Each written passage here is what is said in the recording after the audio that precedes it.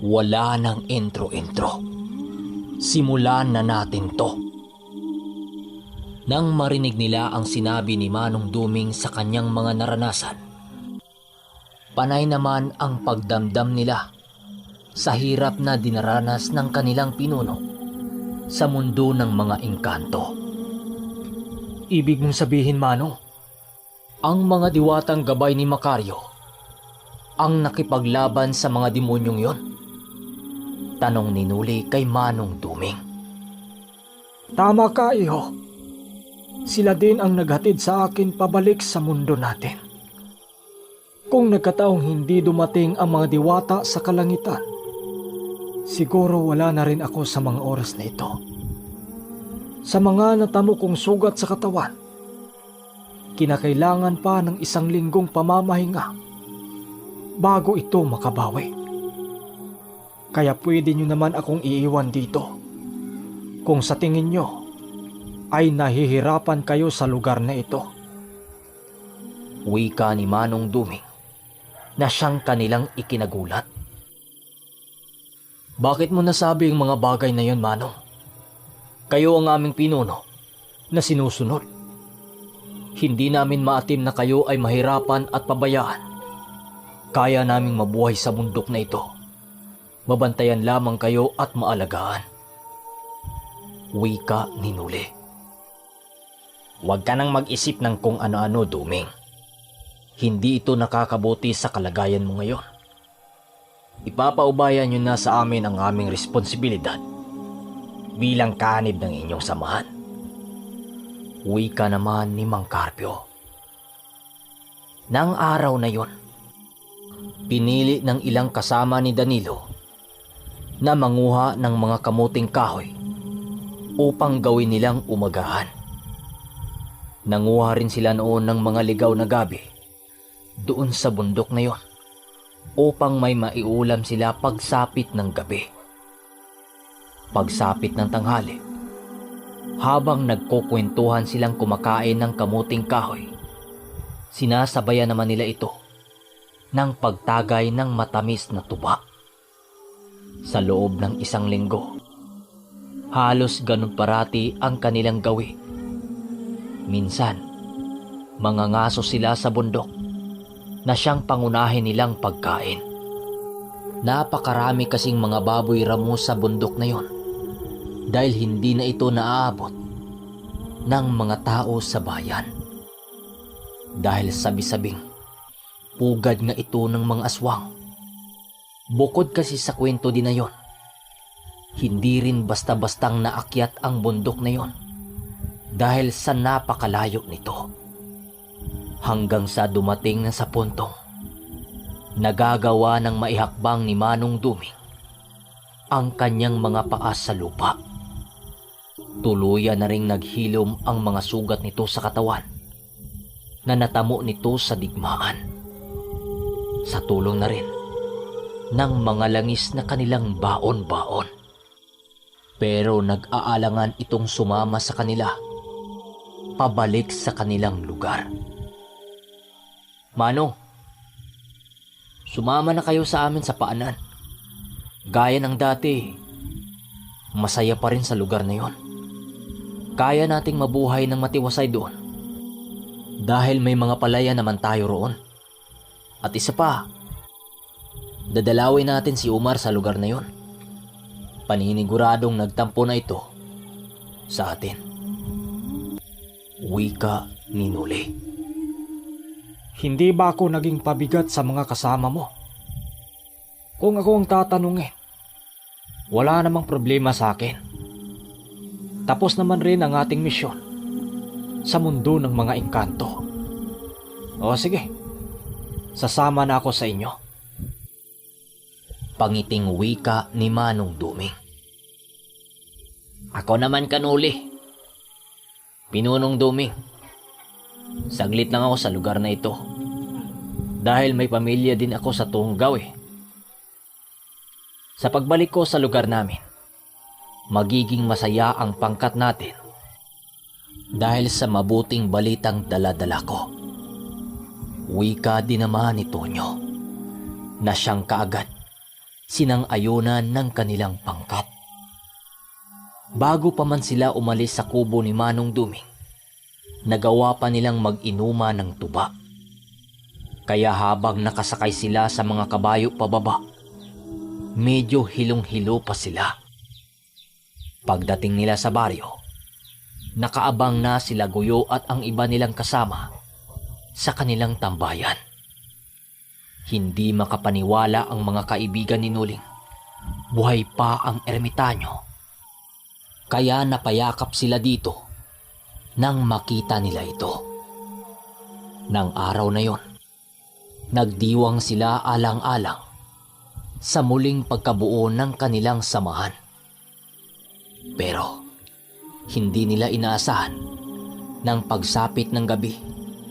Hindi inaasahan nila Manong Duming na may kakaibang nangyari sa pamilya nitong si Nuli pala.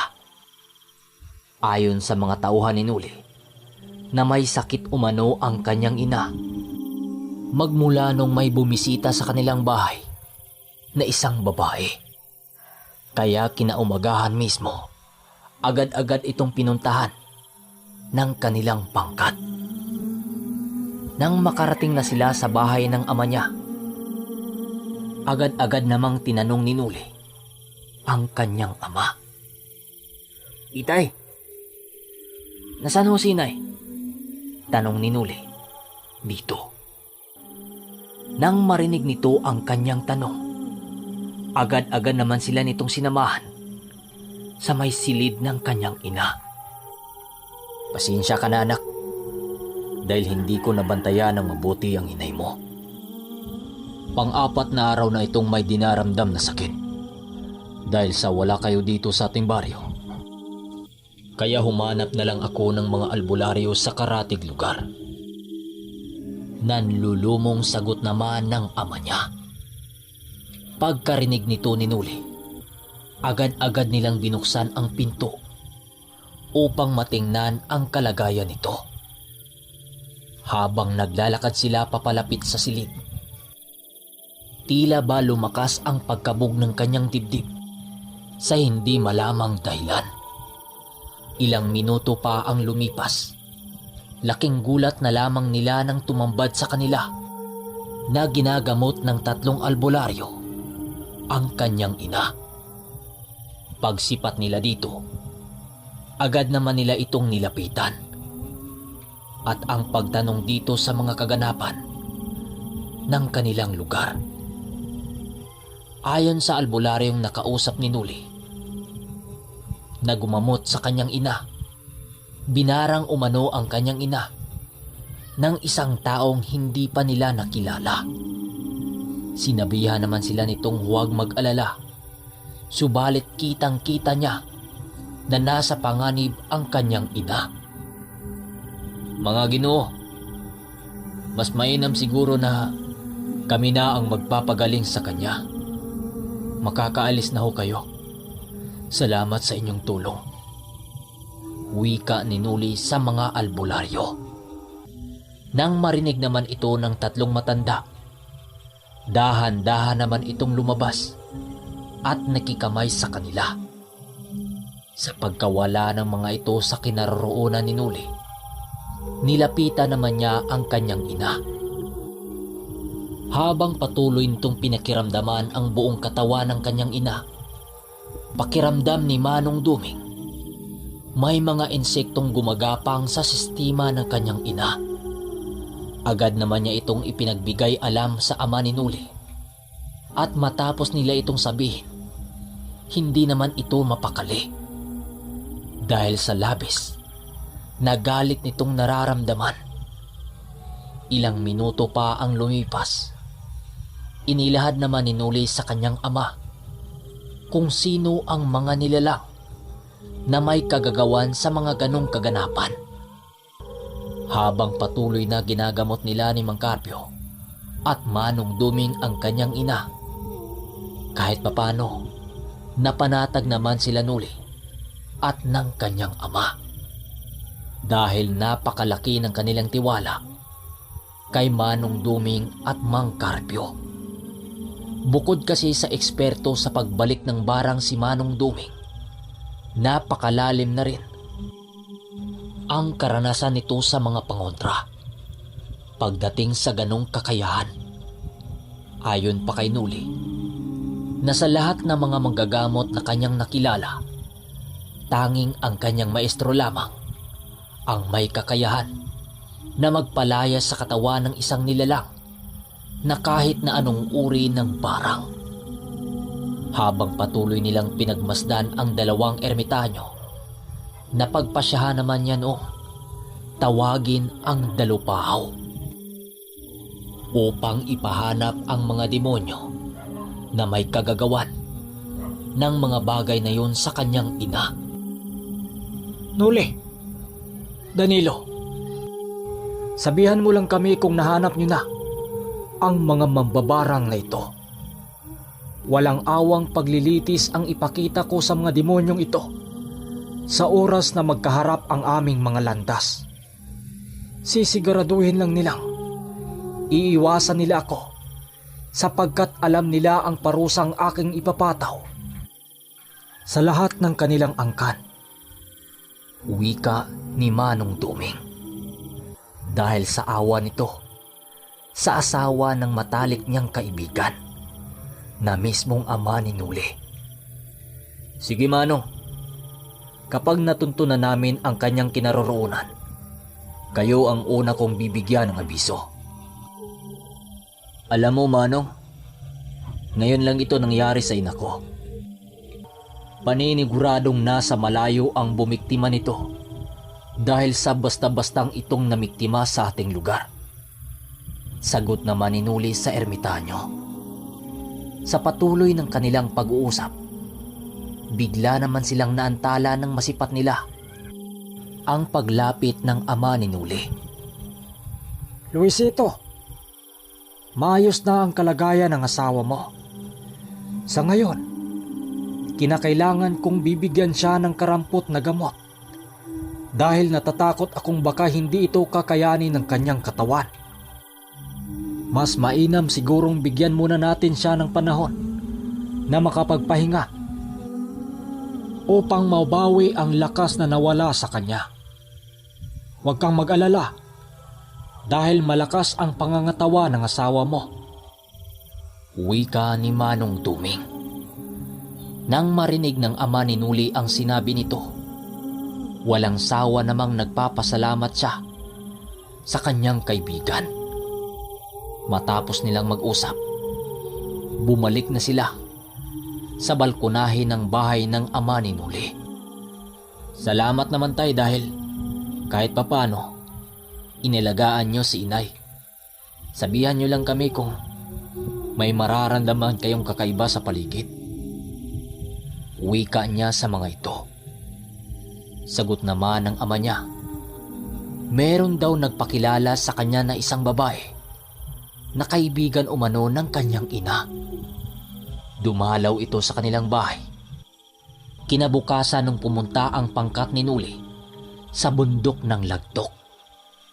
Siyempre, kahit hindi nila kilala yon, wala siyang nagawa kundi ito'y papasukin, alang-alang sa pinapakita nilang respeto sa kanyang asawa.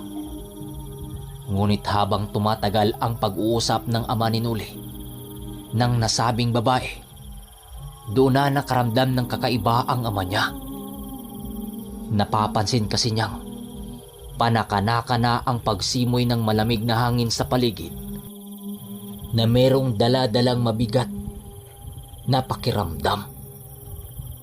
Nang mapansin niyang ilang oras na itong hindi lumalabas, puwersahan na nitong binuksan ang pintuan ang ama niya upang makita ang kasalukuyang kaganapan.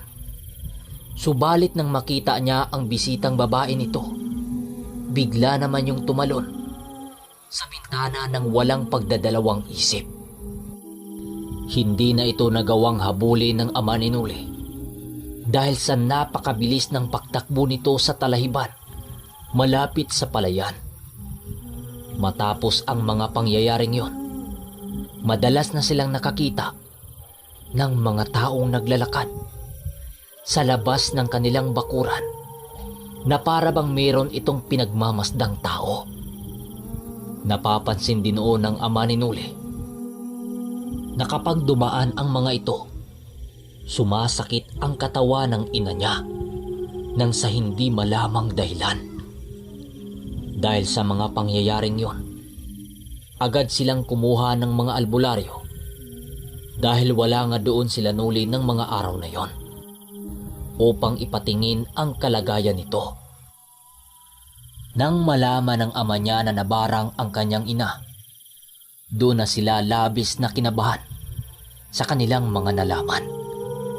Alam kasi nila noon sa kanilang mga sarili na ikakalungkot ng maigi ni Nuli ang masamang mangyari sa kanyang ina. Nang marinig nila ang naging salaysay ng kanyang ama, doon nila nalaman ang mga pinagmulan. Sa patuloy ng kanilang pag-uusap, naging masaya naman ang lahat. Labis-labis ang pasasalamat noon ng ama niya kay Manong Duming dahil sa ginawa nitong pagtulong sa kanila. Sa pagsapit ng tanghali, nagtipon-tipon ang lahat na kanilang kasama sa kanilang tambayan nila.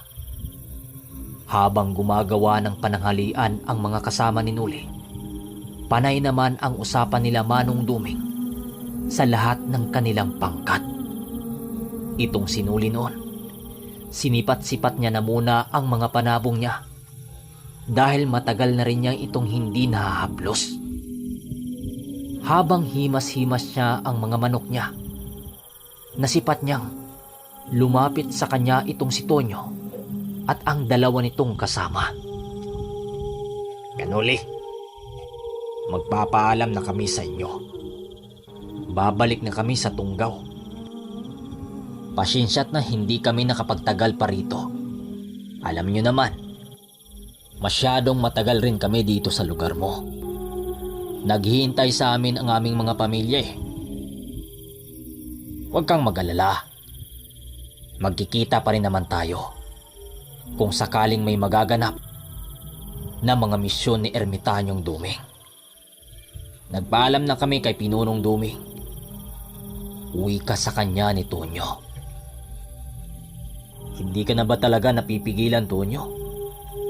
Kung ganon, walang problema sa amin.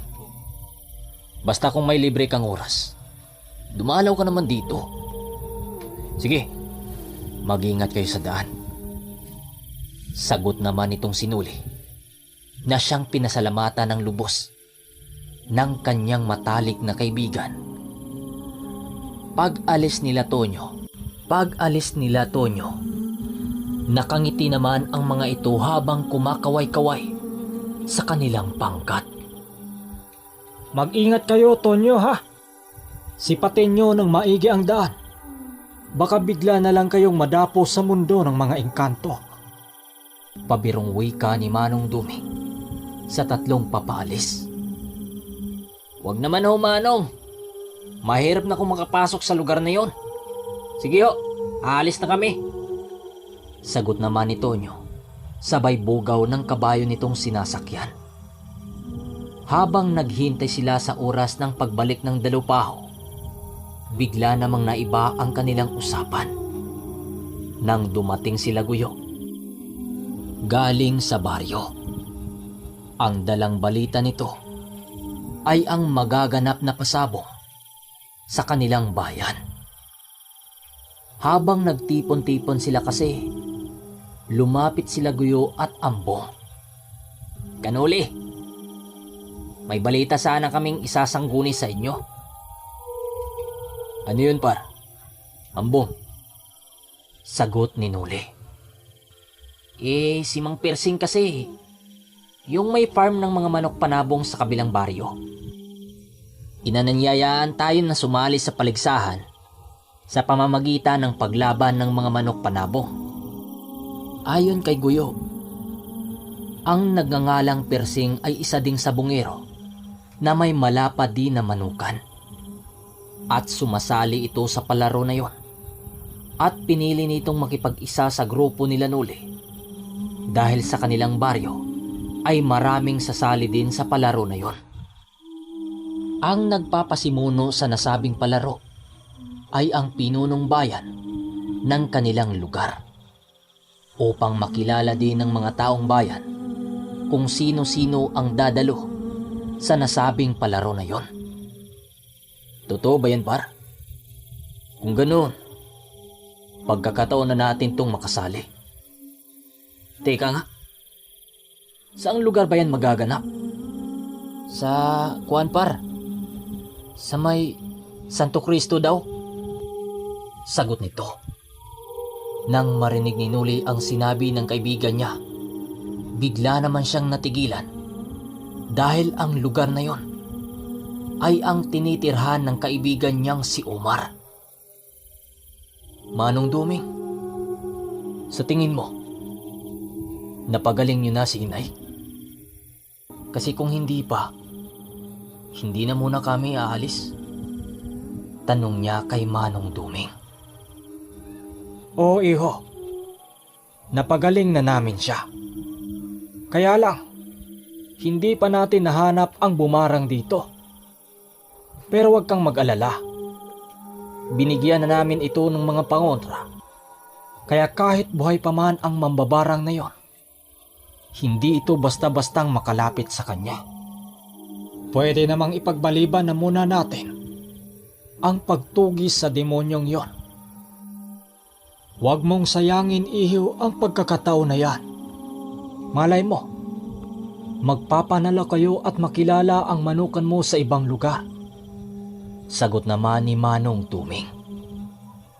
Nang marinig nila ang sinabi nito, napaisip naman itong si Nuli. Dahil matagal ring bumagsak ang kanyang manukan, magmula nung inatake sila ng mga kalaban nila. Kaya nung mismong araw, naghanda sila ng mga manok panabong para dalhin sa lugar ng Santo Cristo. Dahil sasali sila Guyo, Danilo maging sila Lando. Dahil may sariling mga panabong din ang mga kaibigan niya sa kanyang manukan, kaya walang problema sa kanila ang mga panabong na kanilang kukunin. Kinabukasan, naglakbay na nga ang kanilang pangkat patungo sa baryo ni Mang Persing. Pagdating nila doon, naabutan naman nilang naghanda rin ng mga panabong ang taong yon. Mang Persing, saang lugar nga ba tayo tutungo ngayon? Tanong ni Nuli dito. Ayan ba? Sa bayan ng Santo Cristo, iho. Inimbita kita dahil gusto kong tayo ang magkakaisa sa lugar. Ang totoo kasi niyan, maraming sasali sa lugar na yon. Malay natin, kapag nagpapanalo tayo, ang lugar naman natin ang kilalanin ng mga sabungero, hindi ba? Sagot naman ni Mang Persing. Makalipas lamang ang mga minuto, naglakbay na nga sila pababa ng bayan. Kasama noon nila sila Manong Duming at si Mang Carpio, dahil sa gusto din itong makita ang palarong yon.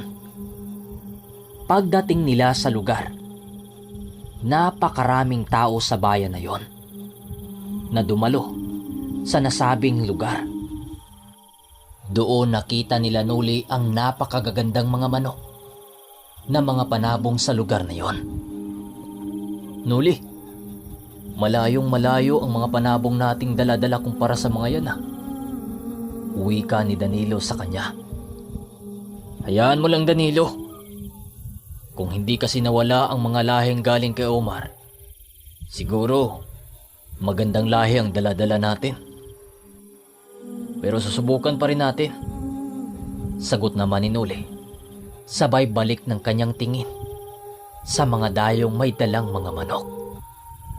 Nang magsimula na ang mga sultada, doon nakita nila Nuli ang napakalulupit ng galawan ng mga panlaban nitong mga manok. Bukod sa marami, Klase-klase din ang mga nakikita nilang magagandang lahi ng mga tandang.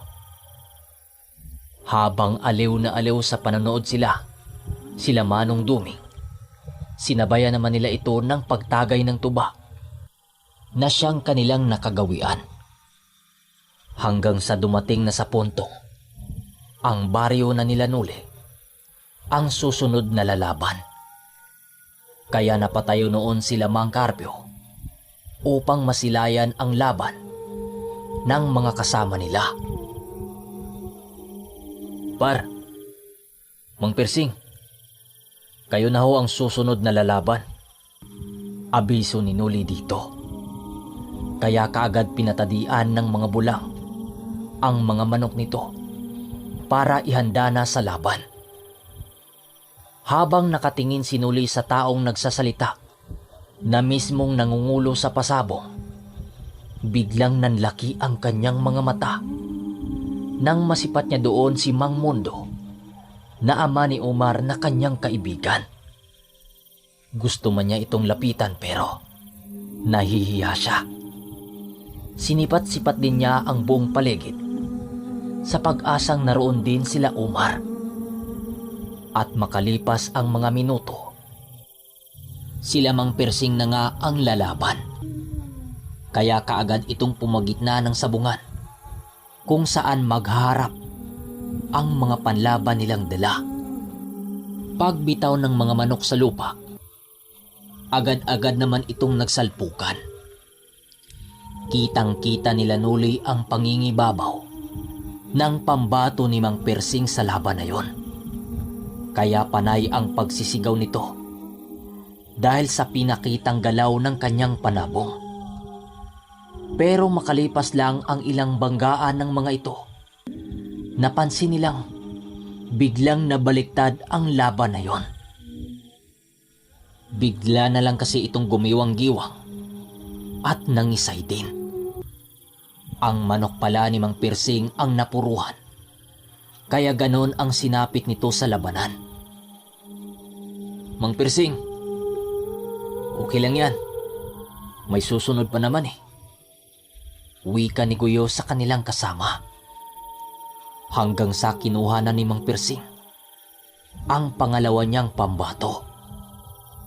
Pero maging ang pangalawa nitong pambato, hindi umubra sa mga manok ng kalaban niya. Dahil sa walang ni isa sa mga manok ni Mang Persing ang lumusot sa apat nitong dala, kaya idiniklarang talo na ito at hindi na makakasali. Ang kalaban naman ni Mang Persing, dahil sa nanalo ito, mananatili ito sa ruweda at mag-aantay ito kung sino ang susunod na lumaban sa kanilang baryo. Dahil sa mga nangyari, itinuring ng mga sabungero sa lugar na mahihina ang mga manok sa lugar nila Nuli.